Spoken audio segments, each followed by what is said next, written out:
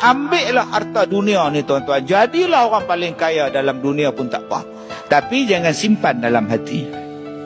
Yang salahnya bila kaya, harta, wang, awak letakkan dalam hati awak, Allah awak letak ke tepi. Yang letak dalam hati itu harta. Kita nak tak jadi kaya, buruk ke jadi kaya, hodoh ke jadi kaya, doa.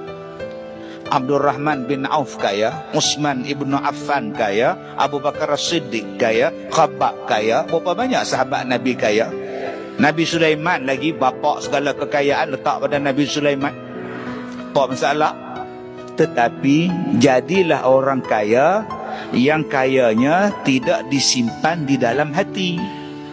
Hartanya tidak diletak di dalam hati. Di dalam hati itu ada apa? Di dalam hati hanya ada Allah. Tak salah niaga sejam 10,000, 5 jam 50,000, lantak dia rezeki dia. Tapi janganlah simpan dalam hati. Jangan jadi kedekut.